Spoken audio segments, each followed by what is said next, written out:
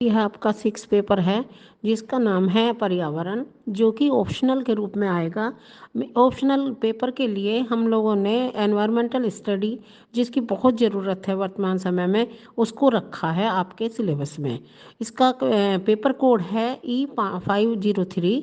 इसमें हम सबसे पहले बात करते हैं पर्यावरण की, उस प्राकृतिक वातावरण को जिसमें भूमि, जल स्रोत, वायुमंडल, पेड़ पौधे, जीव जंतु और खनिज पदार्थ आ जाते हैं, उसको पर्यावरण कहते हैं। अतः हमारे चारों ओर का वातावरण जो हमें ताज़ी हवा, पीने लायक पानी और खाने को पौष्टिक पदार्थ देता है, वह हमारा पर्यावरण है।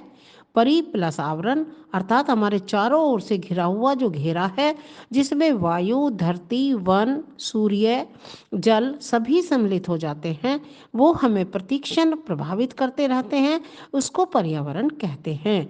पर्यावरण उन सभी बाह्य शक्तियों, प्रभावों का वर्णन करता है जो प्राणी जगत के जीवन, व्यवहार, स्वभाव, विकास तथा परिपक्वता को प्रभावित करती हैं। अतः मनुष्य एक विशेष स्थान पर, विशेष समय पर जिन संपूर्ण परिस्थितियों से घिरा हुआ है, उसे पर्यावरण कहा जाता है। पर्यावरण के में वे सभी वस्तुएं जो उसे जन्म से मृत्यु तक प्रभावित करती हैं, सम्मिलित की जाती हैं। अब पर्यावरण होता है, 3 प्रकार का पर्यावरण होता है। भौतिक पर्यावरण जो प्राकृतिक रूप से हमें सामने ही दिखाई देता है, सामाजिक और सांस्कृतिक पर्यावरण जो हमारे समाज से प्राप्त होता है, और मनोवैज्ञानिक पर्यावरण जिसमें हम अपने मन की बातों को स्वच्छ करते हैं। इसके क्षेत्र में 4 भागों में इसका क्षेत्र विभाजित किया जा सकता है। सबसे पहले वायुमंडल, फिर जलमंडल, स्थलमंडल और जीवमंडल।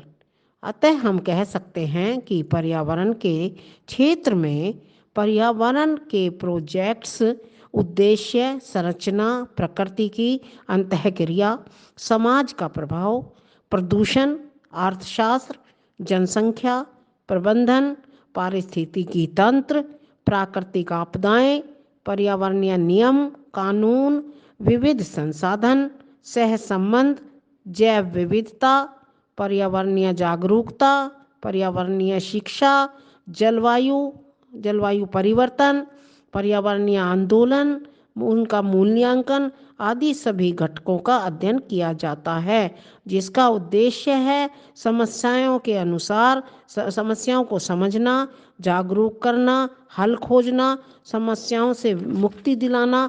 ये सब पर्यावरण की परिभाषाएं हैं।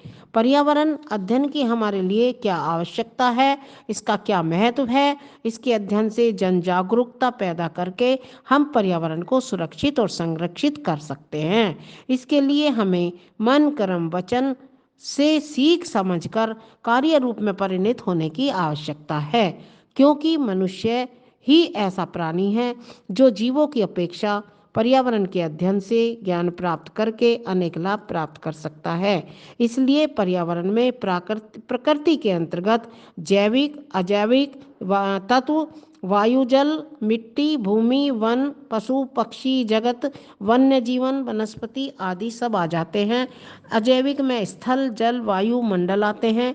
जैविक में मानव निर्मित पर्यावरण दार्शनिक, सामाजिक, सांस्कृतिक, धार्मिक, आध्यात्मिक, राजनीतिक, आर्थिक, तकनीकी, शैक्षिक, भौगोलिक, ऐतिहासिक क्रियाकलाप आते हैं। पर्यावरण और शिक्षा का गहरा संबंध है परस्पर। यदि मनुष्यों की जन्मजात शक्तियों का विकास करके ज्ञान कौशलों में वृद्धि करना, व्यवहार में परिवर्तन लाना, मानव को सभ्य, सुसंस्कृत और योग्य बनाना, नागरिक बनाकर माता पिता, घर, परिवार, समाज, देश के प्रति जागरूकता शिक्षा द्वारा ही प्रदान की जा सकती है। शुद्ध पर्यावरण वही है जो शिक्षा को गति देकर गुणवत्तापूर्वक विकास करता रहे। इसलिए बालक में अपेक्षित परिवर्तन लाने के लिए पर्यावरण शिक्षा की अत्यंत आवश्यकता है। तो अब आता है हमारा सेकंड नंबर पर पारिस्थितिकी तंत्र यानी इकोलॉजी। इकोलॉजी में इसका अर्थ है कि पारिस्थितिकी तंत्र में वनस्पतियों, पशु, मानव और उनके पर्यावरण के संबंधों का अध्ययन किया जाता है। यह अनेक सिद्धांतों का नया विज्ञान है इसमें प्राणी और उनका वातावरण से संबंध और पारस्परिक निर्भरता का बोध कराया जाता है। यह प्रकृति के स्वरूप और कार्यों का अध्ययन होता है। यही इसकी विशेषता, कार्य और उद्देश्य हैं। अब इसके अध्ययन का क्षेत्र क्या है?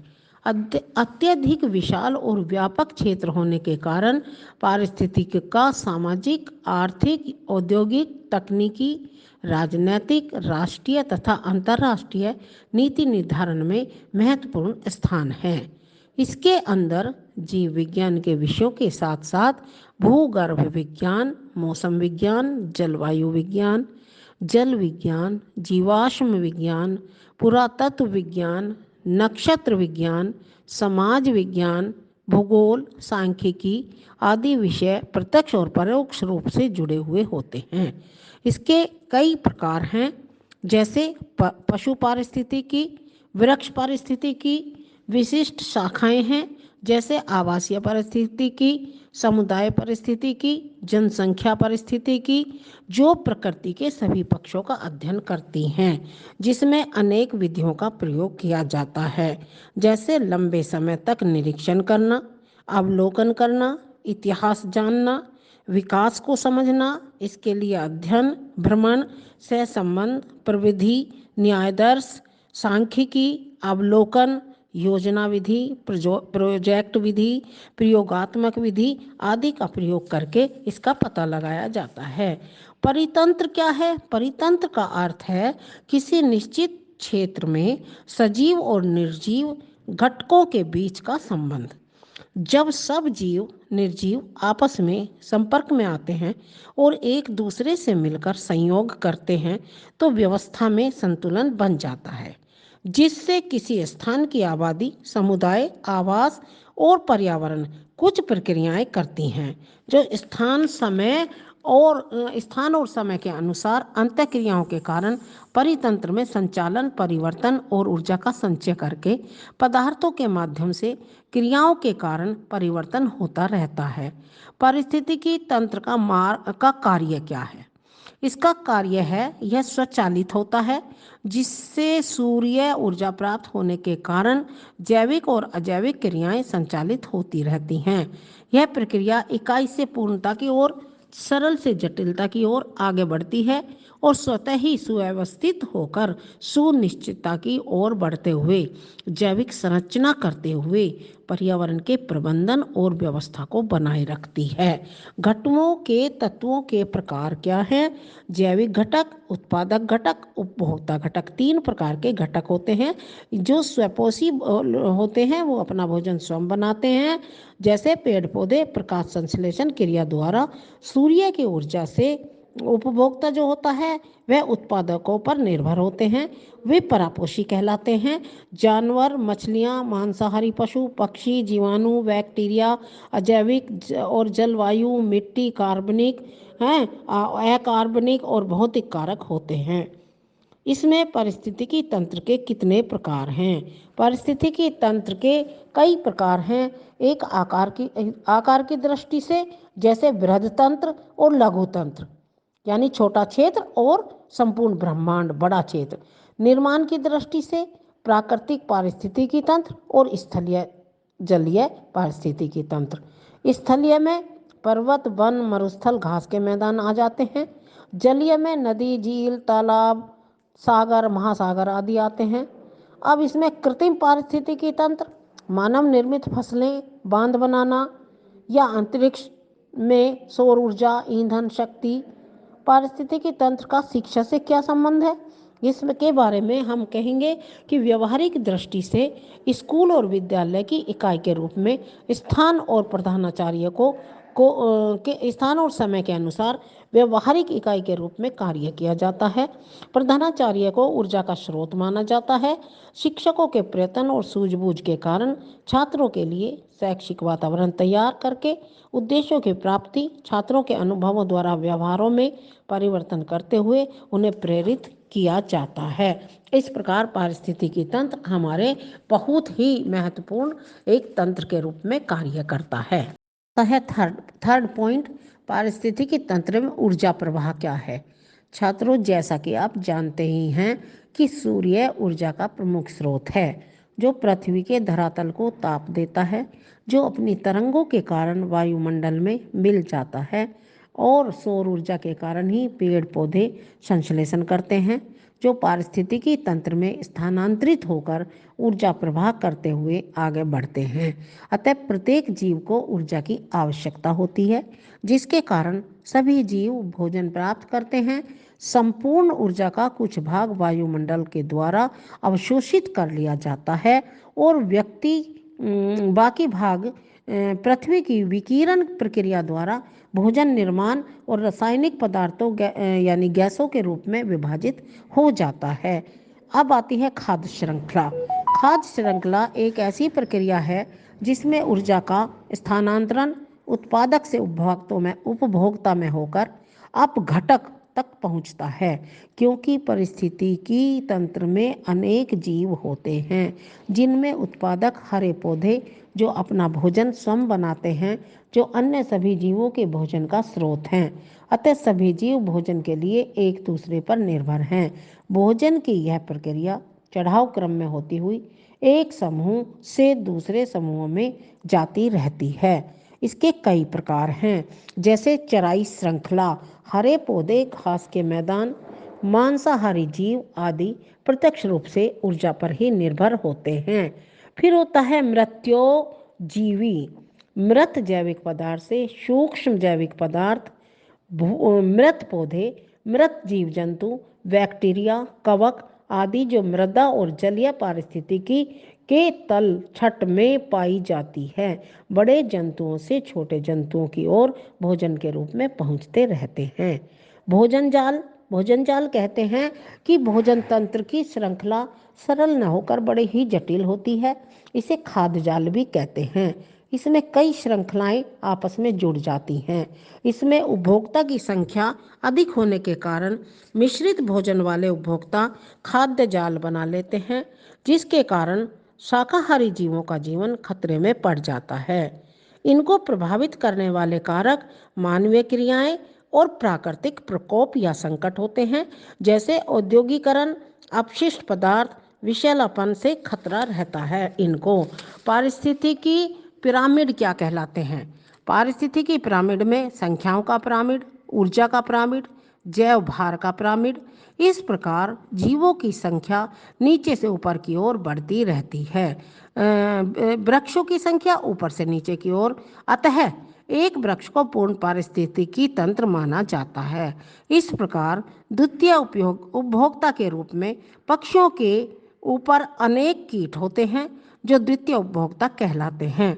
इस प्रकार फूड चेन बन जाती है। बड़े जीव छोटों पर निर्भर रहते हैं।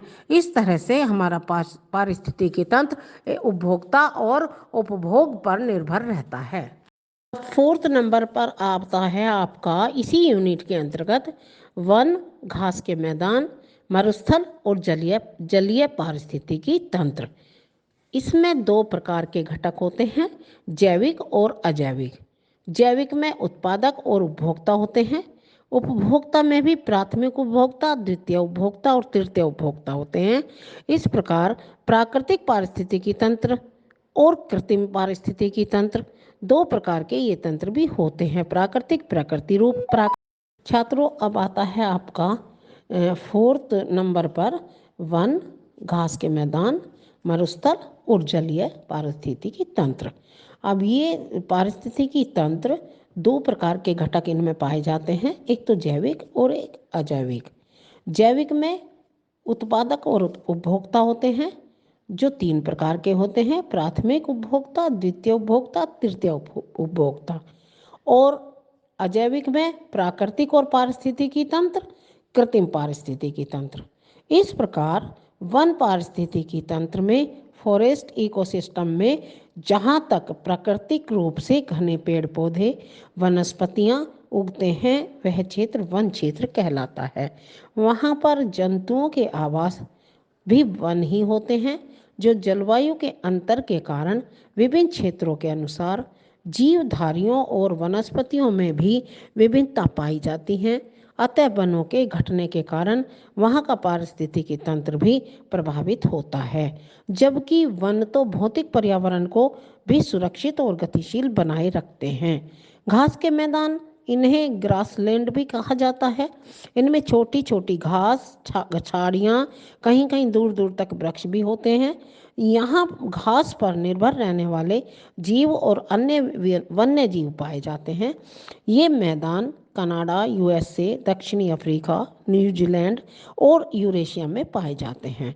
भारत में भी राजस्थान और ऊपरी हिमालय के क्षेत्र में ऐसे वन पाए जाते हैं जहाँ पशुओं की चराई होती है, लेकिन ये अब कम होते जा रहे हैं क्योंकि पारिस्थितिकी तंत्र अब गड़बड़ा रहा है। इसी प्रकार मरुस्थल पारिस्थितिकी तंत्र, इसमें विश्व में अनेक भागों में मरुस्थलीय क्षेत्र फैला हुआ है। Australia, Africa, Argentina, Turkey, Arabia, Mongolia में आदि में बहुत सारे मरुस्थल हैं। लेकिन भारत में राजस्थान के थार का जो मरुस्थल है, भारत में यही मरुस्थल है। इन क्षेत्रों में कम वर्षा होने के कारण शुष्क हवाएं चलती हैं। तापमान की भिन्नता के कारण मरुस्थल ठंडा या गर्म होता है, इसलिए यहाँ पारिस्थितिकी तंत्र एक समान नहीं होता, जो जीवन को बहुत प्रभावित करता है। जलीय पारिस्थितिकी तंत्र में ये जलीय स्रोत होते हैं, इनका जल स्थिर होता है, इन्हें झील भी कहते हैं। जो लवण युक्त जल स्रोत हैं, ये कुछ प्राकृतिक हैं तो कुछ मानव निर्मित होते हैं। राजस्थान की सांभर झील खारे पानी की झील है, इनमें भी जैविक और अजैविक घटक होते हैं। इसी प्रकार तालाब भी एक स्रोत है, यह भी एक लैंडिंग जल स्रोत है जिसका जल भी स्थिर रहता है। यह मुख्यतः वर्षा के जल को एकत्रित करने से बनता है। इनमें पूरे वर्ष जल भरा रहता है। कुछ कृत्रिम तालाब भी बनाए जाते हैं जिनमें पूरे वर्ष भर जल नहीं भरा रहता, ये अस्थायी रूप से बनाए जाते हैं। इनमें भी जैविक और अजैविक उत्पादक और उपभोक्ता घटक होते हैं। इस प्रकार यह यूनिट आपकी समाप्त होती है। छात्रों, अब आती है आपकी सेकंड यूनिट। सेकंड यूनिट में होगा प्राकृतिक संसाधन क्या हैं, यानी कि नेचुरल रिसोर्सेज हमारे क्या होते हैं। प्राकृतिक संसाधन से तात्पर्य है ऐसे साधन या वस्तुएं जो हमें प्रकृति द्वारा निःशुल्क रूप से मिलती हैं और हम इनका किसी न किसी रूप में प्रयोग करते हैं। हमारे जीवन में इनका विशेष महत्व है। इनकी उपलब्धता या प्राप्ति हमारे सुख दुख से जुड़ी हुई है। कुछ देश इन संसाधनों से संपन्न हैं तो कुछ अभावग्रस्त। संसार में इनका वितरण समान नहीं है। यही कारण है कि इनकी कभी देश की प्रगति में बाधक होती है, इनकी कमी देश की प्रगति में बाधक होती है। खाड़ी के कई देशों में, इराक, कुवैत आदि में पेट्रोलियम भंडार हैं, तो ऑस्ट्रेलिया, अमेरिका में यूरेनियम, तो जापान में अधिकांश वन हैं। ये हमारी पृथ्वी के उपहार हैं। स्वयं ही निष्क्रिय होते रहते हैं, बहुत उपयोगी होते हैं। कुछ अज्ञात हैं तो कुछ प्रत्यक्ष रूप से मिलते हैं। अतः जिन साधनों पर मानव जीवन आधारित होता है, हमारी भौतिक और प्राकृतिक आवश्यकताओं की पूर्ति होती है, वे संसाधन प्राकृतिक संसाधन कहलाते हैं। इनका वर्गीकरण करने के लिए हमें देखना है कि ये दो प्रकार के होते हैं। एक तो जैविक, जिसमें पेड़ पौधे, वनस्पति, पशु पक्षी, कीड़े मकोड़े, जीव जंतु आदि आ जाते हैं। दूसरा अजैविक, जिसमें जलवायु, सौर ऊर्जा, ताप, पर्वत, पठार, प्राकृतिक गैसें, नदियाँ, निर्जीव वस्तुएं आदि आती हैं। अब इनकी हमारे जीवन में क्या आवश्यकता है। प्राकृतिक संसाधन मानव के अस्तित्व के लिए मूल आधार है, क्योंकि मानव का सामाजिक, सांस्कृतिक और भौतिक विकास का आधार प्राकृतिक संसाधन नहीं है, संसाधन ही है। इसलिए वर्तमान समय में तो इनका बहुत ही अधिक महत्व बढ़ गया है। आज मानव की बढ़ती हुई आवश्यकताओं की पूर्ति के लिए, वैज्ञानिक उपलब्धियों की प्राप्ति के लिए, व्यावसायिक उद्योगों के लिए, कच्चे माल के लिए ये प्राकृतिक संसाधन अत्यंत आवश्यक हो गए हैं। प्राकृतिक संसाधनों का हमें संरक्षण कैसे करना है, जैसा कि आप जानते ही हैं कि संरक्षण वर्तमान पीढ़ी का भावी पीढ़ी के लिए त्याग है। अतः इनका उपयोग पीढ़ी दर पीढ़ी विवेकपूर्ण ढंग से होना चाहिए। इनके समाप्त होने पर इनके विकल्प को खोजना बड़ा मुश्किल होता है। इसलिए समाप्त होने से पहले ही इनका विकल्प हमें खोज लेना चाहिए। किंतु आज के भौतिकवादी युग में जनता की असीमित आवश्यकताओं के कारण इनकी कमी होती जा रही है। लोग अविवेकपूर्ण ढंग से इन संसाधनों का दोहन कर रहे हैं। तत्कालिक लाभ और प्राप्ति के कारण भविष्य को खतरा पैदा होता जा रहा है। अतः आवश्यकता है सजगता की, विवेकपूर्ण उत्पादन की, समुचित पुनर्स्थापन की और जनहित में उपभोग और वितरण की। यदि ऐसा नहीं होगा तो हमें हमेशा संसाधनों की कमी की आशंका बनी रहेगी। अतः इनको बचाना हमारा परम धर्म, परम कर्तव्य और सब कुछ इनको बचाने के ऊपर हमारा जीवन निर्भर है। आता है वन संसाधन। वन संसाधन से अभिप्राय है ऐसे क्षेत्र जहाँ घने वृक्ष, वनस्पति और जंगल तथा प्राकृतिक रूप से उगे हुए जो भी कुछ घास पतवार होती है, जो प्राकृतिक संसाधन के महत्वपूर्ण घटक के रूप में पाए जाते हैं। व्यवहारिक दृष्टिकोण से ऐसे साधन जहाँ ईंधन की लकड़ी, चारा आदि को वहाँ के निवासी अपने जीवन यापन का आधार मानते हैं, और वैधानिक दृष्टि से ऐसे क्षेत्र जो वन अधिनियम में वर्णित, संरक्षित और सुरक्षित होते हैं, जो सरकार द्वारा सुरक्षा की श्रेणी में आते हैं। पर्यावरण की दृष्टि से जो क्षेत्र पेड़ पौधों और वनस्पति से आच्छादित है, वह कार्बन डाइऑक्साइड को अवशोषित करके प्रकाश संश्लेषण से ऑक्सीजन प्रदान करके वायुमंडल को संतुलित रखते हैं। इस प्रकार वनों पर संपूर्ण प्राणी जगत का अस्तित्व निर्भर करता है। वन महत्वपूर्ण प्राकृतिक संसाधन होते हैं। ये 3-4 प्रकार के होते हैं। सदाबहार वन जो सदा हरे भरे रहते हैं, मानसूनी वन जिन्हें पतझड़ वन भी कहते हैं, मरुस्थलीय वन जो शुष्क वन होते हैं, डेल्टाई वन इन्हें सुंदर वन भी कहते हैं जो हर वक्त हरे भरे रहते हैं। इनका महत्व हमारे जीवन में अत्यंत महत्वपूर्ण है। हमारे देश की ये अमूल्य निधि हैं जो मनुष्य के रोजगार, व्यापार, जीविकोपार्जन के साधन हैं। हमारे जीवन में प्रत्यक्ष और अप्रत्यक्ष रूप से इनका गहरा संबंध है। इनसे हम ईंधन, फर्नीचर, औषधियाँ, जड़ी बूटियाँ, तेल, गोंद, रबर, फूल, फल, घास, चारा, कागज, दिया सलाई, नाव, जहाज, भवन निर्माण की सामग्री, रेल के डिब्बे, लाख, कत्था, खेल का सामान आदि प्राप्त करते हैं। वन विनाश के कारण, कृषि क्षेत्र का विस्तार होने के कारण, वनों में आग लग जाने से, वनों के अवैज्ञानिक कटाई होने से, वनों में पशुचारण होने से, यातायात के मार्गों के विकास के कारण, नगरों और बस्तियों का विस्तार होने के कारण ये इनके विनाश के कारण है। ये नष्ट होते जा रहे हैं।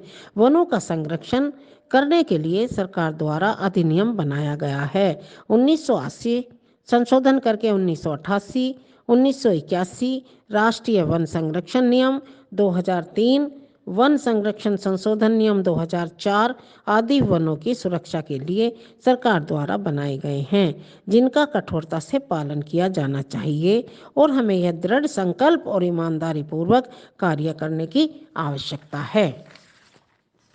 आता है जल संसाधन। जल संसाधन का अर्थ है स्वच्छ जल के स्रोत जो मनुष्य के लिए उपयोगी हैं। उनसे ये 2 प्रकार के होते हैं। पृथ्वी की सतह पर मिलने वाला स्वच्छ जल, नदी, झील, तालाब के द्वारा जो प्राप्त होता है। नंबर 2 भूमिगत जल, कुएं, नलकूप और ट्यूबवेल के द्वारा प्राप्त। जल का हमारे जीवन में बहुत ही महत्व है। हम सब जानते हैं कि जल के बिना जीवन की कल्पना करना व्यर्थ है, क्योंकि प्रत्येक वस्तु जल से उत्पन्न हुई है, जल के द्वारा ही जीवित है। जल के कई स्रोत होते हैं, सागर, महासागर, नदियाँ, तालाबें, झीलें, वर्षा, भूमिगत जल आदि से जीवन चक्र चलता रहता है। जल की समस्या, भारत में पेयजल की समस्या एक चुनौती है, क्योंकि बढ़ती आबादी के कारण पानी का असमान वितरण, बांधों का निर्माण, जल का संचय न करना, पानी का अधिक उपयोग करना, जल प्रदूषण आम समस्या बनती जा रही है। वर्तमान की निर्भरता भूमिगत जल पर टिकी हुई है, जिसका अंधाधुंध दोहन होने के कारण भूमिगत जल का स्तर गिरता जा रहा है। इसका संरक्षण व्यक्तिगत विषय न होकर संपूर्ण राष्ट्र और समाज पर टिका हुआ है, जिसके लिए कुछ प्रयास भी किए जा रहे हैं।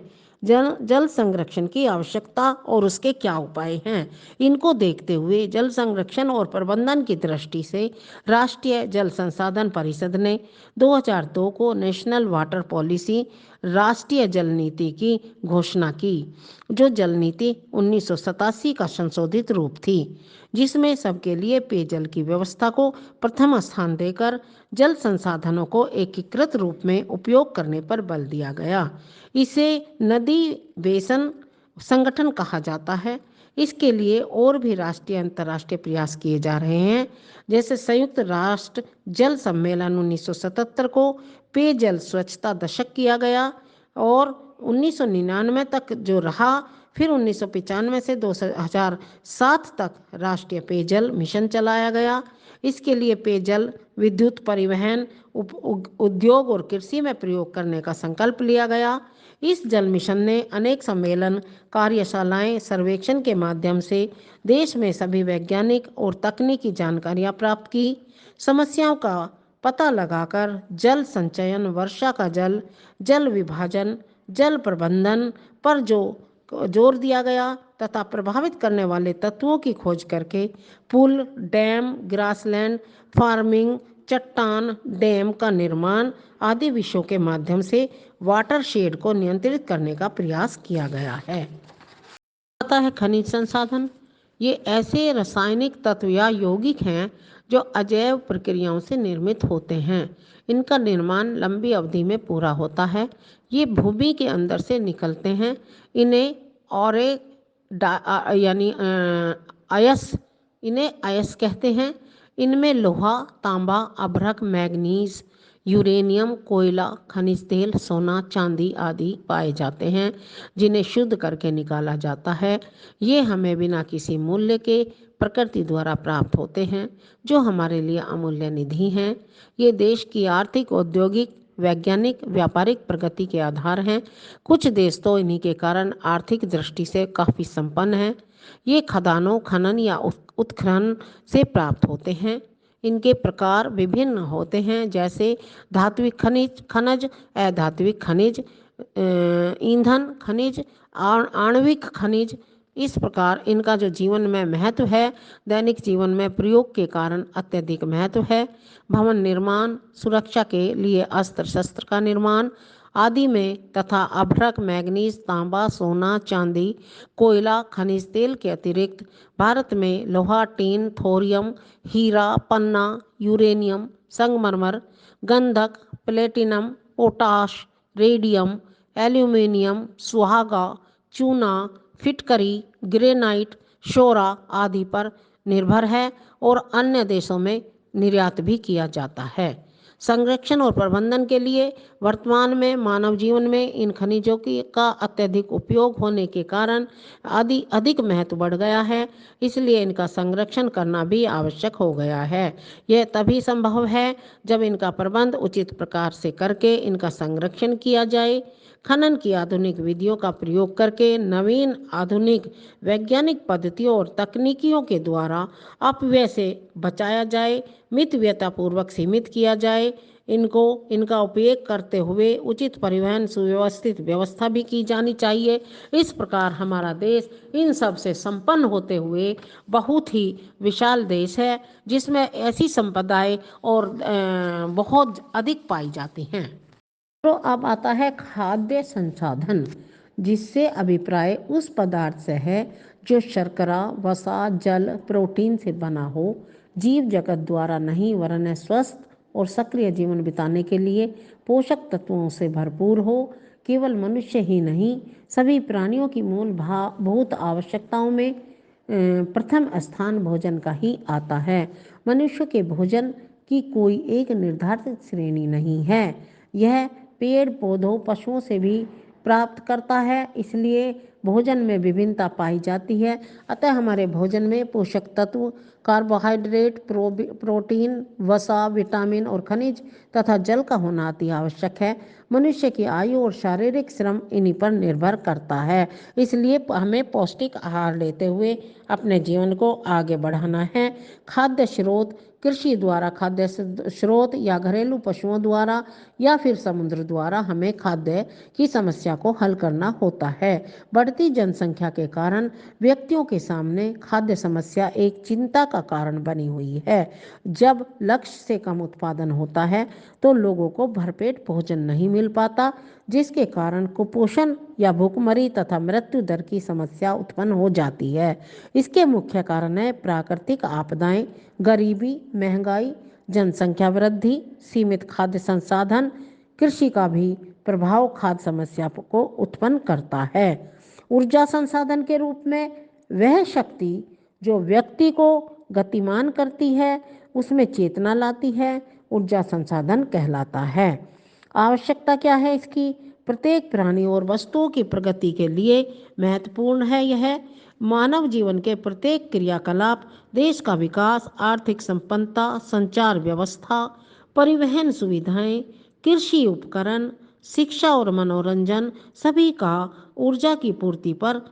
विकास ऊर्जा की पूर्ति पर निर्भर है।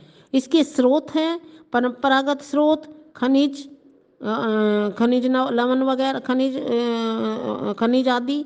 गैर परंपरागत स्रोत, मानव कृत स्रोत। सौर ऊर्जा क्या है? असीमित ऊर्जा का स्रोत है। यह जिसके द्वारा जल शक्ति, आणविक ऊर्जा, अणु, परमाणु, पवन शक्ति, बायोगैस, भूतापीय ऊर्जा, बायोडीजल आदि से ऊर्जा शक्ति प्राप्त होती है, जो वर्तमान समय की अति महत्वपूर्ण आवश्यकता है। इस प्रकार हमारी यह यूनिट समाप्त होती है। छात्रों, अब आती है आपकी थर्ड यूनिट, जिसमें आपको जैव विविधता के विषय में देखना है कि किसी भी विशेष स्थान पर प्राकृतिक रूप से मिलने वाले जीव जंतु, पेड़ पौधों की प्रजातियां उस क्षेत्र की जैविक विविधता कहलाती हैं। अतः पृथ्वी की समस्त आवश्यकताओं की पूर्ति इन सब की अंतःक्रिया या अंतः मिलन द्वारा होती है। यह एक ऐसा परिवर्तन है जो प्रजाति के समुदायों, आबादी और पारिस्थितिकी तंत्र में मिलता है। इसके बनने में लाखों करोड़ों वर्ष लग जाते हैं। इसे आनुवंशिक खजाना भी कहा जाता है। अतः जैविक विविधता से आशय उस परिवर्तन से है जो आबादी, प्रजातियां, समुदाय और पारिस्थितिकी तंत्र में मिलता है।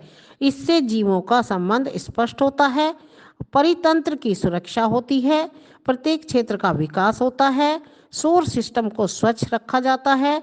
इसलिए जैव विविधता अपने अस्तित्व के लिए आवश्यक है, जो स्वस्थ वातावरण प्रदान करके हमारे व्यक्तिगत और सामाजिक हितों को साधते हुए हमारा मनोरंजन, सांस्कृतिक और आध्यात्मिक पोषण करती है। यह पृथ्वी पर सभी प्रजातियों में पाई जाने वाली विविधता है, जिसके कारण हमारे विभिन्न रीति रिवाज, परंपराएं तथा पारस्परिक गतिविधियां विद्यमान हैं। इनके स्तर हैं: आनुवांशिक विविधता, सभी जीवों में जनन प्रक्रिया के कारण एक पीढ़ी से दूसरी पीढ़ी में जाकर लक्षणों का निर्माण करना।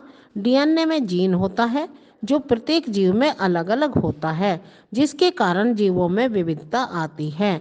जैसे कि जातिगत विविधता, पृथ्वी पर निवास करने वाली अनेक जातियों की शारीरिक बनावट में भिन्नता पाई जाती है, जो अंतर जातिगत विविधता को स्पष्ट करके जैविक विविधता को स्पष्ट करते हुए चलती है। जैसे शेर, चीता, भेड़िया, तेंदुआ आदि की जीवन शैली एक समान है, तो जीन की संरचना भी अलग अलग है। समुदाय की विविधता, यह 3 प्रकार की होती है। जैसे कि इसमें अल्फा, बीटा और गामा 3 बातें आती हैं, जिसमें अल्फा समुदाय में ही बात होती है और बीटा में 2 समुदायों में विभिन्न जातियों के संगठन में भिन्नता या प्रवासों के मध्य बदलती हुई होती है। गामा में भौगोलिक क्षेत्र में पाई जाने वाली भिन्नता होती है। इस प्रकार तापमान, प्रकाश, नमी, जल, वायु, तल, ऊंचाई, खनिज लवण आदि के कारण उत्पादक और उपभोक्ता में भी अंतर पाया जाता है। इसके अलावा जैव विविधता पर संकट क्या है? जैव विविधता पर संकट से तात्पर्य है कि जैव विविधता का घटना, अनेक जंतु, पेड़ पौधों का विलुप्त हो जाना ही जैव विविधता का संकट कहलाता है। वर्तमान समय में जातियों, प्रजातियों का विलुप्त होना या कम होना एक चिंताजनक विषय बना हुआ है।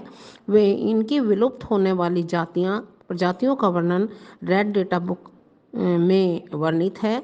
इसकी ये आवश्यकता है कि जैविक विविधता प्राकृतिक संपदा है, आनुवांशिक खजाना है, जो प्राणी मात्र को किसी न किसी रूप में लाभ पहुंचाकर स्वस्थ रखता है। इसके मुख्य स्रोत हैं सुखी जीवन का स्रोत, पारिस्थितिकी संतुलन बनाए रखना, औषधीय पौधों को का स्रोत है, भोजन प्राप्ति का स्रोत भी यही है, पारिस्थितिक तंत्र की स्थिरता को बनाए रखता है, व्यक्तित्व में नयापन लाता है, आवश्यकताओं की पूर्ति करता है। अतः जैव विविधता की सुरक्षा और संरक्षण प्रत्येक जीव जंतु, वनस्पति आदि के दृष्टिकोण से बहुत ही महत्वपूर्ण है। यह प्राणी मात्र के प्रत्येक क्षेत्र को किसी न किसी प्रकार लाभ पहुंचाकर हमें स्वस्थ और सुखी रखता है। भारत जैव विविधता की दृष्टि से सबसे संपन्न देश है।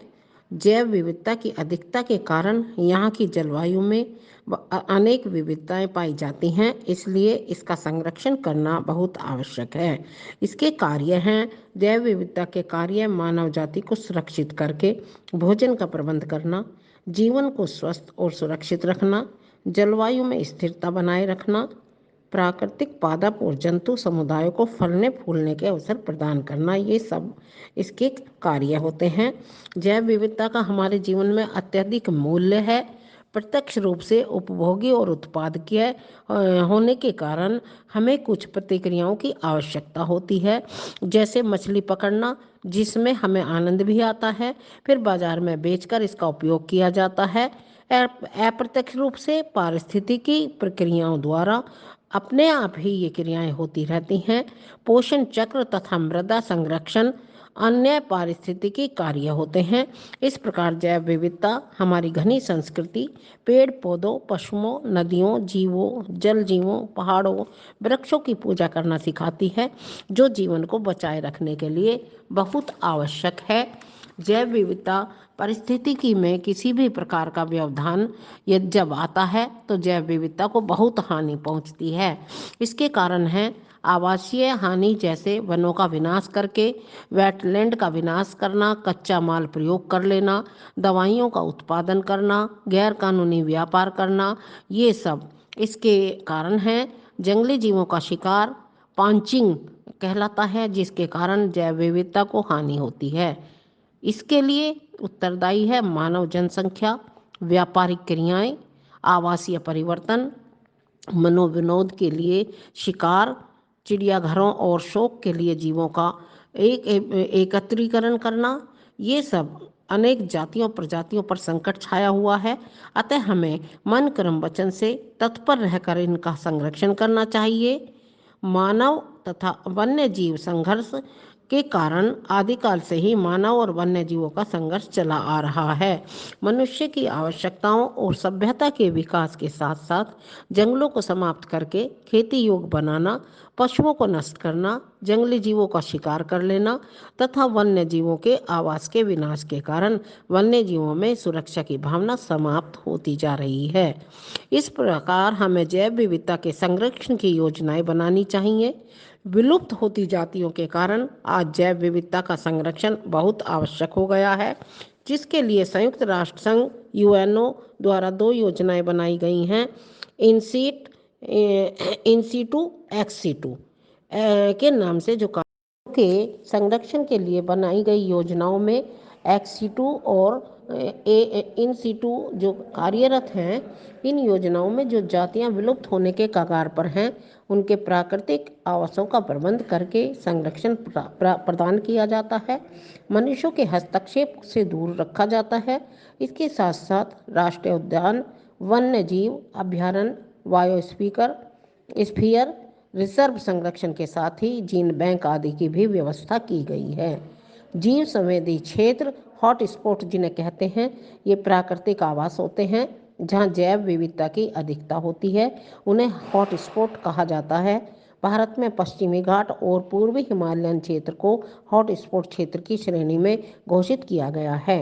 रेड डेटा बुक एक बुक होती है IUCN के द्वारा विलुप्त होती जातियों की जानकारी देने के लिए यह प्रकाशित की गई है। इसमें लाल, पीले, भूरे, सफ़ेद पृष्ठों के माध्यम से आंकड़े दिए गए हैं, जिनमें संकटग्रस्त जातियां, दुर्लभ जातियां, लुप्त प्राय जातियां, विलुप्त जातियां और संकट रहित जातियां प्रदर्शित की गई हैं। इसके अतिरिक्त हमारे भारत देश में बहुत से ऐसे अंतर्राष्ट्रीय पर्यावरणीय शिक्षा कार्यक्रम चलाए गए हैं, जिनके द्वारा ये आ गया, ठीक है। तो अब आती है आपकी 4th यूनिट, जिसका नाम है पर्यावरण प्रदूषण। जब कुछ अशुद्ध पदार्थ किसी वस्तु में मिलकर उसे दूषित कर देते हैं तो वह प्रदूषण कहलाता है, जो स्वास्थ्य के लिए हानिकारक होता है। जैसे पर्यावरण में कोई भी अवांछित परिवर्तन ही पर्यावरण प्रदूषण कहलाता है। अतः प्राकृतिक घटकों, जलवायु, भूमि का क्रमिक रूप से दूषित होना ही पर्यावरण प्रदूषण है, क्योंकि हम प्रकृति का जितना दोहन करेंगे उतने ही हमारे विकल्प कम होते जाएंगे और हमारे पास आसपास के लिए जीवन के लिए मार्ग संघर्ष के अतिरिक्त कुछ भी नहीं रह जाएगा और हमारा समाज भी नष्ट होने लगेगा। इस प्रकार प्रमुख प्रदूषक तत्व जो होते हैं, जैसे गैसीय प्रदूषक तत्व, ठोस प्रदूषक तत्व, द्रव्य प्रदूषक तत्व, संचित पदार्थ, रेडियोधर्मी पदार्थ, ध्वनि प्रदूषण, इस प्रकार से हमारे जो बहुत सारी ऐसी चीज़ें हैं, जैविक पदार्थ प्रदूषण, क्लोरीन, धातुएं, फोटो रासायनिक आदि, इनके कारण है बढ़ती आबादी, औद्योगिकरण, शहरीकरण, वैज्ञानिक प्रगति, तेल से चलने वाले साधन, वनों का विनाश, कीटनाशक और रासायनिक खादों का प्रयोग, घरों और उद्योगों से निकलने वाला धुआं, कूड़ा करकट, अपशिष्ट पदार्थ, रासायनिक पदार्थ, इलेक्ट्रिक उपकरणों का प्रयोग, जागरूकता की कमी के कारण ये सब फैलता है। इसका प्रभाव मानव स्वास्थ्य पर बुरा प्रभाव पड़ता है। प्राकृतिक आपदाओं का आना, ऋतुओं का चक्र परिवर्तन होना, उपयोगी वस्तुओं की कमी, फसलों पर प्रभाव पड़ना, प्राकृतिक असंतुलन, जीवों के लिए पदार्थों की कमी होना मानव स्वास्थ्य पर बुरा प्रभाव डालती हैं। शिक्षा की भूमिका इसमें है। पर्यावरण के प्रति जागरूकता प्रदान करके शिक्षा राष्ट्रीय नीति, नियमों, कानूनों की जानकारी प्रदान करती है। पर्यावरण प्रदूषण रोकने के उपाय को बताती है। प्रकृति के प्रति सही अभिवृत्ति का विकास करना, सफाई के प्रति जागरूक करना, जनहित के कार्यों करने की प्रेरणा देना। इस प्रकार शिक्षक की भी महती भूमिका होती है। वृक्षारोपण कराना, सफाई अभियान चलाना, विद्यालयों में जन जागरण अभियान चलाना, प्राकृतिक पदार्थों का सही उपयोग करने के प्रति प्रेरित करना शिक्षकों का कार्य होता है। आगे बढ़ते हुए अब आता है पर्यावरणीय प्रकोप या प्राकृतिक आपदाएं क्या होती हैं। छात्रों, पर्यावरणीय प्रकोप चाहे वह रासायनिक हो, प्राकृतिक हो, जैविकीय हो या मैकेनिकल हो, मनुष्य और जीवों को बहुत ही हानि पहुंचाता है। इसके कई प्रकार होते हैं। भौतिक रूप से यह जैसे कि भूकंप, ज्वालामुखी, बाढ़, तूफान, सूर्य विकिरण, ध्वनि कंपन, तापमान, विद्युत आदि में मानवीय और प्राकृतिक दोनों प्रकार की आपदाएं आती हैं। अब आता है रासायनिक रूप से क्या होता है। रासायनिक रूप से अम्लीय धातुएं, धूल, सॉल्वेट, कीटनाशक आदि रासायनिक कारणों से जो आपदाएं आती हैं वो रासायनिक आपदाएं कहलाती हैं। आगे जैविकीय आपदाएं, जैसे कि बैक्टीरिया होना, वायरस फैलना, फंगस, मॉडल्स, पैरासाइट्स आदि के कारण जैविकीय आपदाएं आती हैं। मैकेनिकल में मोटर वाहनों के द्वारा, एयरक्राफ्ट द्वारा, एयरबैग्स आदि जो घटनाएं होती हैं उनके कारण मैकेनिकल आपदाएं आ जाती हैं। इनका कारण दो कारण हो सकते हैं, एक तो प्राकृतिक कारण, एक मानव निर्मित कारण। जो प्रकृति द्वारा प्रेरित आपदाएं होती हैं वो प्राकृतिक कारणों के कारण होती हैं, और मानव निर्मित जो मनुष्य आजकल पृथ्वी का दोहन कर रहा है और बहुत सी वस्तुएं बना रहे हैं, वो प्रौद्योगिकी के कारण जो कुछ आपदाएं आ जाती हैं वह मानव निर्मित आपदाएं होती हैं। स्थानीय और वैश्विक स्तर पर प्रदूषण फैलने से अभिप्राय है कि जो प्रदूषण हमारे आसपास, मोहल्ला, पड़ोस, शहर, राज्य, राष्ट्रीय स्तर पर फैला हुआ होता है, अतः हम घरों से जो कूड़ा कचरा निकाल कर फेंकते हैं, जो वर्षा और सीवर के जल में मिलकर नदियों में गिरकर प्रदूषित करता है, कुछ भूमिगत जल को भी प्रभावित कर देता है और मिट्टी को भी, जिसके कारण वायु, जल, मिट्टी आदि प्रदूषित हो जाते हैं, जो स्थानीय के साथ साथ विस्तार करता हुआ क्षेत्रीय और अंतर्राष्ट्रीय रूप धारण कर लेता है, वह वैश्विक स्तर पर प्रदूषण होता है। इसको दूर करने के उपाय के कार्यक्रम चलाए गए हैं। 20वीं सदी में 1960 से 1972 इस संदर्भ में व्यवहारिक रूप से कार्य प्रारंभ हुए, जिनमें मानवीय पर्यावरण पर संयुक्त राष्ट्र संघ द्वारा इस कार्य के लिए अंतर्राष्ट्रीय सम्मेलन हुए। भारत में भी पर्यावरण राष्ट्रीय नीति का निर्माण किया गया। प्रदूषण नियंत्रण मंडल बना। 1980 की बात है। एक तिवारी कमेटी बनाई गई। इस पर कुछ कार्यक्रम भी प्रारंभ हुए, जैसे महत्वपूर्ण दिवसों का आयोजन किया गया। स्कूलों में पर्यावरणीय कार्यक्रम चलाए गए। पर्यावरण के प्रति जागरूकता अभियान चलाए गए। पारिस्थितिकी क्लब बनाए गए। पुरस्कार प्रदान किए जाने लगे। गंगा परियोजना, राष्ट्रीय नदी कार्य योजना, औद्योगिक प्रदूषण नियंत्रण कार्य, स्वयंसेवी संस्थाओं का सहयोग, इस प्रकार से अंतर्राष्ट्रीय पर्यावरण शिक्षा कार्यक्रम जैसे कि IEEP international environment education policy बनाई गई। नैरोबी 10 से 18 जून नैरोबी घोषणा 105 राष्ट्रों के प्रतिनिधियों के साथ एक सम्मेलन किया गया 1982 में। फिर एक रियो सम्मेलन हुआ जो 3 जून से 14 जून तक 1992 में 170 प्रतिनिधियों का सम्मेलन किया गया, जिसमें जो ब्राजील के रियो डी जेनेरो शहर में पृथ्वी सम्मेलन किया गया। भारत में आपदा प्रबंधन के लिए केंद्र सरकार ने राष्ट्रीय आपदा प्राधिकरण का गठन किया। पुनर्वास के लिए प्रधानमंत्री राहत सहायता कोष स्थापित किया गया, जिसमें आपदा से पूर्व बचने की तैयारी करना, जवाबी और राहत कार्रवाई करना, सामान्य जीवन और पुनर्वास के उपाय सुझाना, आपदा के दुष्परिणाम को कम करने की योजनाएं आदि हैं। है वायु और जल प्रदूषण। वायु प्रदूषण एक ऐसी स्थिति है जिसमें बाहरी वातावरण में मनुष्य और उसके पर्यावरण को हानि पहुंचाने वाले तत्व सघन रूप से एकत्रित हो जाते हैं। इसका कारण है वाहनों का धुआं निकलना, कारखानों का कचरा, कीटनाशक चीज़ें, वनों का विनाश, बढ़ती हुई आबादी, व्यक्ति की गलत आदतें, बहुत सी दुर्घटनाएं, बहुत सी प्राकृतिक आपदाएं। इससे जागरूकता की कमी होने के कारण यह प्रदूषण फैलता है। जल प्रदूषण भौतिक या मानवीय कारणों से जब जल में बाह्य पदार्थ मिल जाते हैं और जल के स्वाभाविक गुण को परिवर्तित कर देते हैं, जिसका दुष्प्रभाव जीवों के स्वास्थ्य पर दिखाई देता है, उसे जल प्रदूषण कहते हैं। इसके कारण है घरेलू कचरा, कीटनाशकों का प्रयोग, वाहित मल, औद्योगिक कारण, शक्ति संयंत्र, खनिज तेल आदि। फिर आता है मृदा प्रदूषण। जब मनुष्यों की विभिन्न क्रियाओं के कारण मृदा का प्राकृतिक संतुलन बिगड़ जाता है, यानी मिट्टी का उसमें अवांछनीय तत्वों का प्रवेश हो जाता है, उसकी गुणवत्ता घट जाती है तथा मृदा के रासायनिक, जैविक और भौतिक गुणों पर प्रतिकूल प्रभाव पड़ने लगता है। यह प्रतिकूल प्रभाव ही मृदा प्रदूषण कहलाता है। इसके कारण है मिट्टी का कटाव होना, रेडियोधर्मी तत्वों का फैलना, कीटनाशक रासायनिकों का प्रयोग करना, खाद और ठोस अपशिष्ट पदार्थ आदि।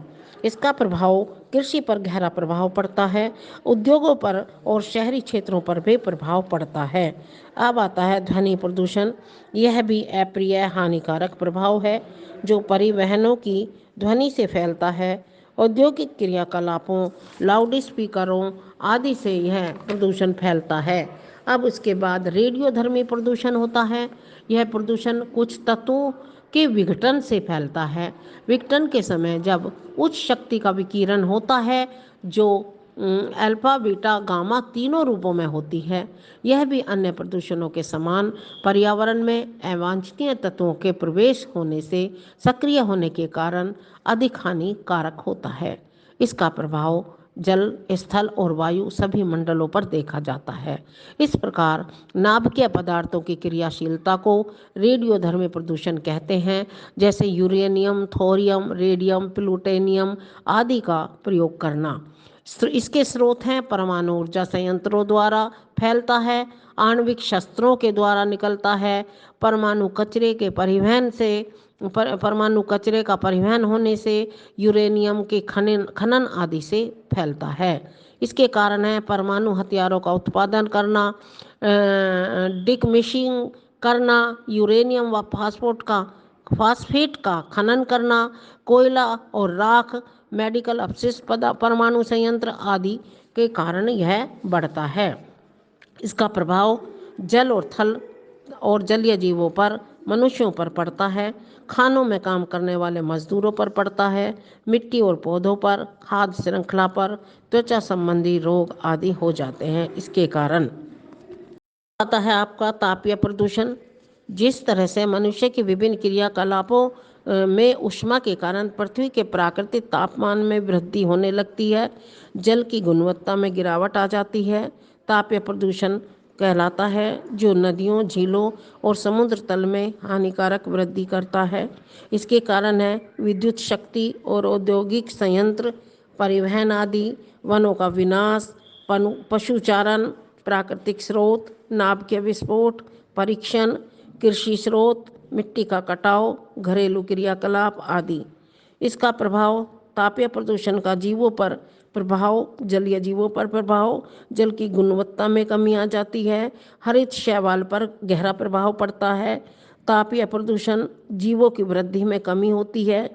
इस प्रकार इसे दूर करने के उपाय हम यदि करें तो इसमें औद्योगिक स्रोतों को नियंत्रित करना, या फिर शीतल तालाब, शीतल टावर्स, सह उत्पादन, जल सुधार कार्य, प्रदूषण मानक स्कीम बनाई जाए, अत्यधिक ताप को कम किया जाए, अपशिष्ट राख को रखने का क्षेत्र अलग से बनाया जाए, औद्योगिक ब्लोवर्स की कार्बन डाइऑक्साइड को कम करने का उपाय किया जाए, सघन वृक्षारोपण किया जाए।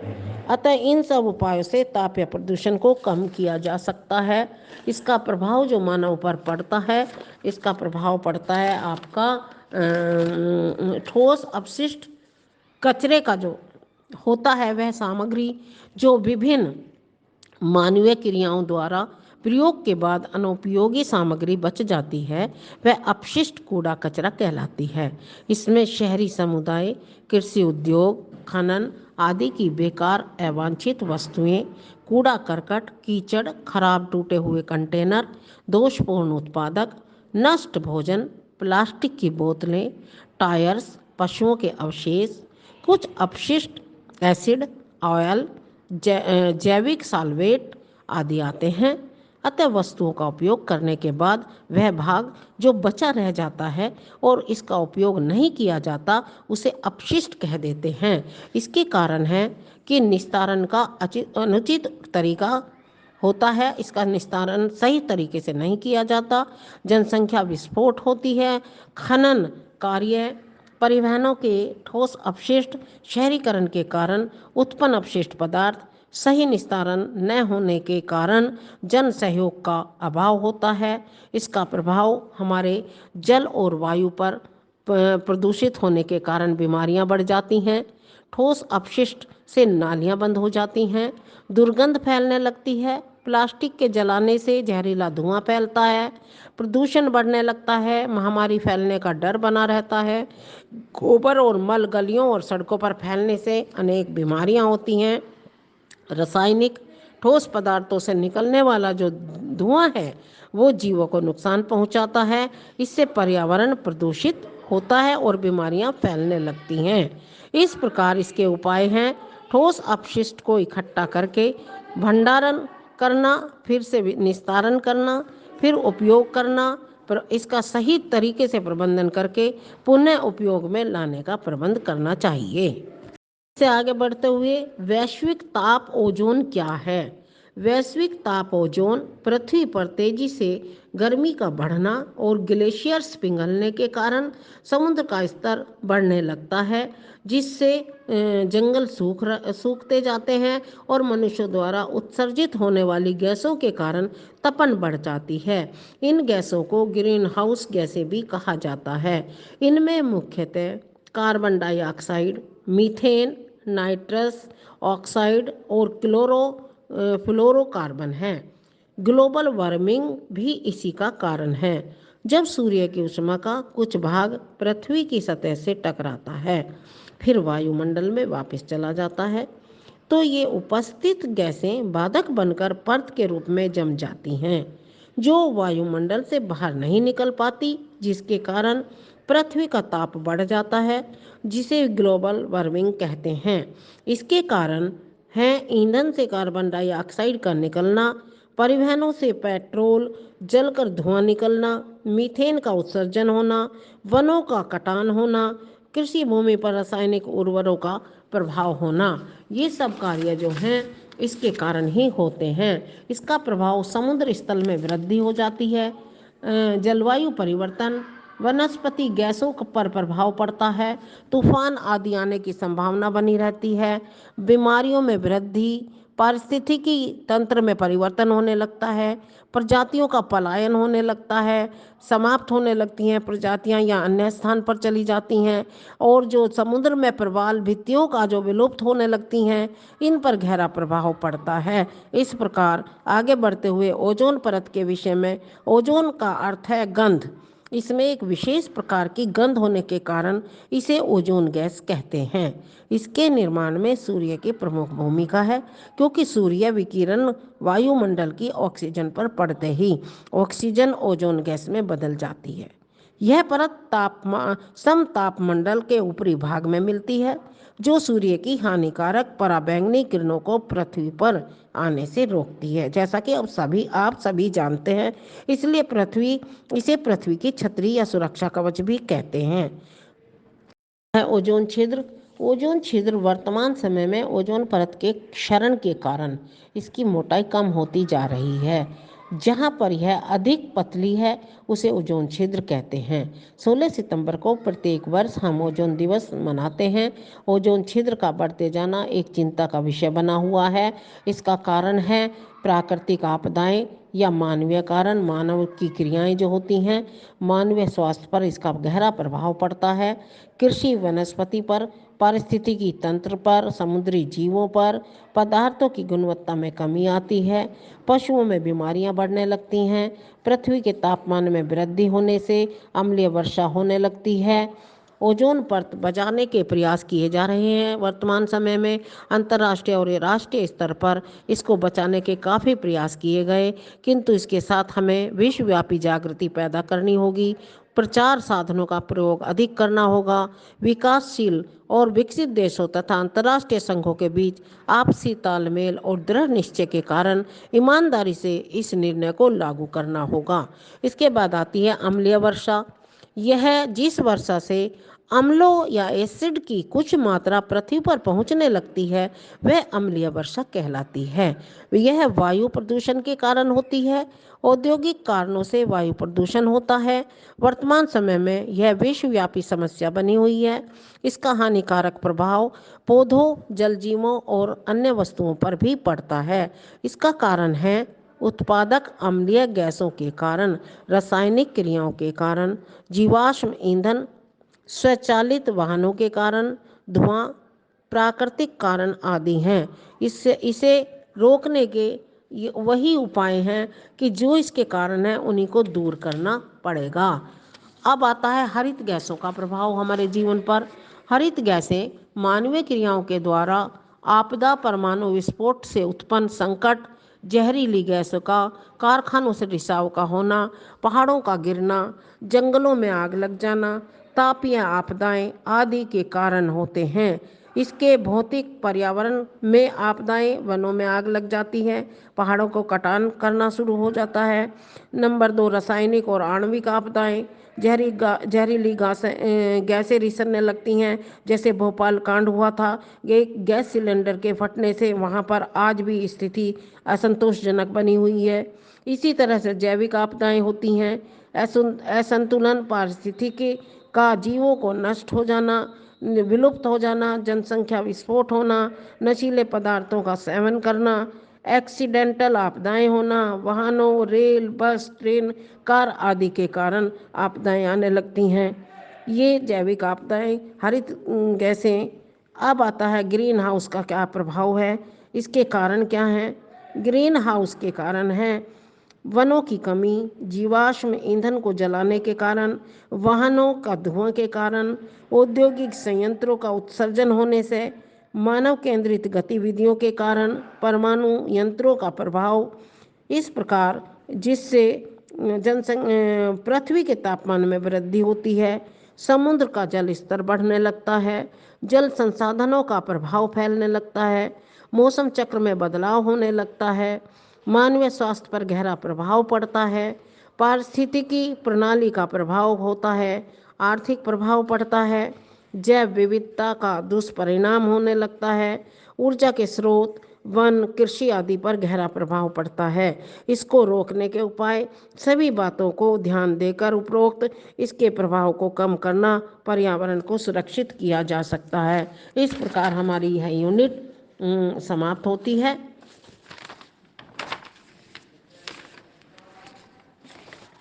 तो अब आपका आता है 5th यूनिट, जिसमें आएगा पर्यावरणीय शिक्षा।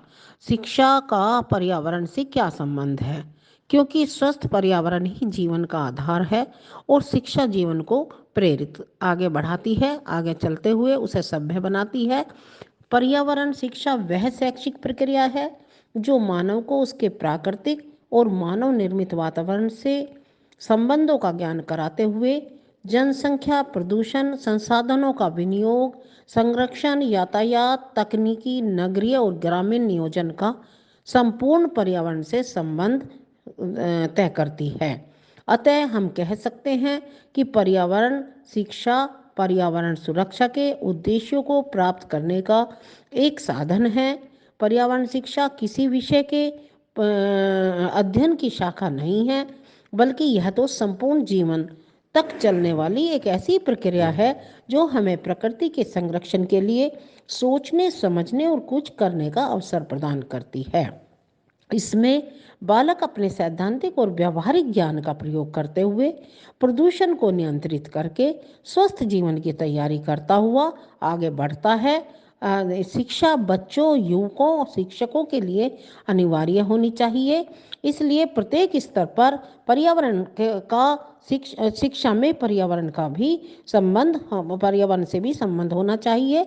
इसका क्षेत्र है विविध विषयों का सम्मिलित रूप से अध्ययन करना, मनुष्य की परिस्थितियों और प्रक्रियाओं का अध्ययन करना, अनेक प्राकृतिक संसाधनों का अध्ययन करना, विविध पर्यावरणीय समस्याओं का अध्ययन करना तथा पर्यावरणीय जागरूकता का अध्ययन करना, परिस्थिति के तंत्र का अध्ययन करना, सामाजिक विकास का अध्ययन करना। इस विषय में कहते हैं कि इसके लक्ष्य और उद्देश्य क्या होने चाहिए। छात्रों में ज्ञानात्मक, भावात्मक, क्रियात्मक उद्देश्यों को पूर्ण करने के लिए विभिन्न सम्मेलनों, शिक्षा नीतियों, आयोगों द्वारा ग्रामीण और शहरी क्षेत्रों में छात्रों में संप्रेषण, प्रतियोगिता, विभिन्न गतिविधियों और रचनात्मक कार्यों को पोस्टर, चार्ट, व्याख्यान, लेखन आदि के माध्यम से जागरूक करके इसके उद्देश्यों को प्राप्त किया जा सकता है, क्योंकि बालक सुनकर, पढ़कर, लिखकर, देखकर और प्रेरित होकर पर्यावरणीय समस्याओं के प्रति जागरूक होता है। इसकी आवश्यकता और महत्व मानव जीवन की गतिविधियों पर नियंत्रण करने के लिए, मानव जीवन को पूर्णतः समझने के लिए, इसकी सहायता करने के लिए, मानव और पर्यावरण के परस्पर निर्भरता का ज्ञान कराने के लिए, पर्यावरण के विभिन्न स्रोतों का सदुपयोग करने के लिए, पर्यावरण में सुधार की प्रेरणा देना, सुखमय जीवन यापन की कला सिखाना, प्रकृति में संतुलन बनाए रखना, पर्यावरण की समस्याओं को समझकर दूर करने के उपाय खोजना, प्राकृतिक संसाधनों का बुद्धिमत्ता पूर्वक प्रयोग करना या पर्यावरण शिक्षा प्रदान करना आजकल बहुत ही आवश्यक हो गया है। पर्यावरण शिक्षा और जागरूकता के लक्षण हैं। जैसा कि हम सब जानते ही हैं कि पर्यावरण का संबंध हमारे जीवन से जुड़ा हुआ है, क्योंकि हमारी सभी आवश्यकताओं की पूर्ति इसी के द्वारा होती है। इसलिए हमारा पर्यावरण भी स्वच्छ, शुद्ध और संतुलित होना चाहिए। इसके उद्देश्य हैं हमारा कि पर्यावरण शिक्षा द्वारा छात्रों में ऐसा ज्ञान प्रदान किया जाए कि हमारे पृथ्वी को नष्ट होने से बचा सकें, जैव विविधता को बनाए रखें, बढ़ते प्रदूषण पर रोक लगाने का प्रयास करें, प्राकृतिक संसाधनों का उचित प्रयोग कर सकें। पर्यावरण संबंधी तथ्यों, प्रतियों, प्रक्रियाओं का बोध बच्चों को कराना चाहिए। वृक्षों का उपयोगिता और महत्व के प्रति जागरूक करना ही हमारा उद्देश्य होना चाहिए। अब जागरूकता हम कैसे फैला सकते हैं, कर सकते हैं? पर्यावरण के प्रति आवश्यक जन जागरूकता में उनको मौसम चक्र में परिवर्तन के विषय में ज्ञान कराना, पृथ्वी का तापमान बढ़ते हुए तापमान, मरुस्थल विस्तार, वन्य जीवन जातियों का विलुप्त होना, ध्रुवों पर बर्फ पिघलना आदि के प्रति उनको जागरूक किया जा सकता है। विशेषताएं क्या हैं? पर्यावरण जागरूकता आजकल दुनिया की चिंता का विषय बन गया है। इसका समाधान पर्यावरणीय शिक्षा द्वारा ही किया जा सकता है, जिसमें छात्रों को ज्ञानात्मक, भावात्मक और क्रियात्मक पक्षों से अवगत कराया जाना चाहिए। इसके बाद पर्यावरण के लिए हमें प्राथमिक, माध्यमिक विद्यालयों में इसके कार्यक्रम चलाए जाएं। विद्यालयों में स्वस्थ पर्यावरण के लिए विभिन्न कार्यक्रमों का आयोजन किया जाए, जैसे पर्यावरण सूचना केंद्र की स्थापना करना, पारिस्थितिकी विकास शिविर योजनाएं बनाना, व्याख्यानों का आयोजन करना, फिल्म प्रदर्शन करना, प्रदर्शनियों का आयोजन करना, सेमिनार, गोष्ठियाँ, विचार गोष्ठी, पुरस्कार, छात्रवृत्तियाँ, पर्यावरणीय दिवस मनाना, मेले मेले आदि के द्वारा छात्रों को जागरूक किया जा सकता है। बच्चों में अभिवृत्ति परिवर्तन करने के लिए शिक्षा द्वारा जैसे स्वच्छ गंगा परियोजना, राष्ट्रीय पर्यावरण चेतना अभियान, पारिस्थितिकी क्लबों का निर्माण, राष्ट्रीय हरित दल पर्यावरण वाहिनी बनाना, राष्ट्रीय स्तर के पुरस्कार प्रदान करने चाहिए। के लिए नैतिक मूल्य क्या है? मानव के जीवन और पर्यावरण का निकट का संबंध है। पर्यावरण को नुकसान पहुंचाना स्वयं को नुकसान पहुंचाना है। हमारे वैदिक ऋचाओं में भी प्रकृति और जीवधारियों तथा पेड़ पौधों में पारस्परिक संबंधों का उल्लेख किया गया है। यही कारण है कि पशु पक्षी और देवी देवताओं के वाहन जो दिखाए जाते हैं, इसी के साथ हम वृक्षों की भी पूजा करते हैं। पूजा सामग्री औषधियों के रूप में उनका प्रयोग करते हैं। अतः प्राकृतिक तत्वों और घटनाओं के प्रति श्रद्धा और विश्वास पैदा करने के लिए इन्हें धर्म से जोड़ा गया है। जैसे यज्ञ, हवन, कर्मकांड आदि के माध्यम से इनके महत्व और संरक्षण और सुरक्षा को स्पष्ट किया गया है। इसका अर्थ है, अब आता है हमारा मूल्य। मूल्यों का अर्थ है उपयोगिता तथा महत्व। जब किसी समाज में कुछ आदर्शों को महत्व दिया जाता है जिससे उस समाज के व्यक्तियों के व्यवहारों को निर्देशित और नियंत्रित किया जाता है, उसे समाज का मूल्य कहा जाता है। जैसे दर्शन शास्त्र में जीवन के प्रति दृष्टिकोण, तो धर्मशास्त्र में नैतिक नियमों को मूल्य माना गया है, जिनका पालन मनुष्य को जीवन के प्रत्येक क्षेत्र में करना होता है। इनका संबंध मानव व्यवहार से होता है। उसके पर्यावरण के लिए बहुत से कानून भी बनाए गए हैं। भारतीय संविधान द्वारा पर्यावरण संबंधी कानून स्पष्ट रूप से वर्णित हैं। यह स्टेट सरकार का कर्तव्य है कि वह अपने राज्य में पर्यावरण की सुरक्षा और सुधार करे, जैसे जल, वायु, प्लास्टिक, ध्वनि, रासायनिक उर्वरकों को फैलाने वाले प्रदूषण के लिए रोकथाम के कानूनों का प्रयोग करके वातावरण को शुद्ध और सुरक्षित रखा जाए, जो वर्तमान में किया जा रहा है। भारत सरकार केंद्रीय प्रदूषण नियंत्रण बोर्ड और राज्य प्रदूषण नियंत्रण बोर्ड द्वारा जलवायु और वन्य जीवन को सुरक्षा प्रदान करते हैं। अंतर्राष्ट्रीय स्तर पर भी इस विषय पर बहुत ही कदम उठाए जा रहे हैं। पर्यावरण संरक्षण के लिए एक होता है टिकाऊ विकास, जो विद्यालयों की भूमिका इसमें महती मानी गई है। सतत और टिकाऊ विकास के लिए परिवर्तन एक ऐसी प्रक्रिया है जिसमें संसाधनों का दोहन, निवेश की दिशा, प्रौद्योगिकी का विकास और संस्थागत परिवर्तन के मध्य तालमेल होना चाहिए, जिसमें मनुष्य की आवश्यकताओं, अपेक्षाओं और क्षमताओं में वृद्धि हो सके। प्राकृतिक संसाधनों के दोहन के कारण औद्योगिकरण, रासायनिक प्रयोग, इलेक्ट्रॉनिक उपकरणों का प्रयोग, वनों का घटना, बढ़ती आबादी, जागरूकता की कमी, इनका उपाय दूर करने का उपाय प्रयास किया जाना चाहिए। इन पर नियंत्रण करके इस कार्य में शिक्षा को समाज और राज्य, प्रदेश और राष्ट्र के साथ मिलकर अपनी भूमिका निभानी है, जो उपयुक्त शिक्षा के माध्यम से ही इसके लिए जागरूकता प्रदान की जा सकती है। पर्यावरण सुरक्षा आंदोलन भारत में, जैसे कि खेज डली आंदोलन है, चिपको आंदोलन है, अपिक्को आंदोलन है, नर्मदा बचाओ आंदोलन, पश्चिमी घाट सुरक्षा आंदोलन, इस प्रकार के बहुत से आंदोलन पर्यावरण सुरक्षा के लिए चलाए गए हैं। प्राचीन समय से ही पर्यावरणविदों का भी बहुत योगदान रहा है। महेंद्र चंद्र मेहता, सुंदरलाल बहुगुणा, वंदना शिवा, मेनका गांधी, शिवराम कारंत आदि ने अपना योगदान दिया है। शिक्षण विधियों बहुत सी ऐसी हैं, प्राकृतिक संपदा और प्राकृतिक पर्यावरण की जानकारी दी जाए, प्राकृतिक संपदा के दोहन से होने वाली हानि और दुष्परिणामों का ज्ञान कराया जाए, प्रदूषण के दुष्परिणाम, प्राकृतिक संपदा के संरक्षण के उपाय आदि के द्वारा प्राथमिक, माध्यमिक, उच्चतम और उच्च स्तर पर शैक्षिक पाठ्यक्रम में स्थान देकर पत्र पत्रिकाओं के माध्यम से, फिल्म, स्लोगन, पोस्टर प्रतियोगिता, व्याख्यान आदि के द्वारा इन विधियों के द्वारा पर्यावरण को सुरक्षित किया जा सकता है। यह हमारा परम कर्तव्य है, जो मन कर्म वचन से हम यदि करेंगे, एक संकल्प लेंगे, तो हम अपने पर्यावरण को बचाकर अपने जीवन को सुखी और सुरक्षित तथा स्वस्थ बना सकते हैं।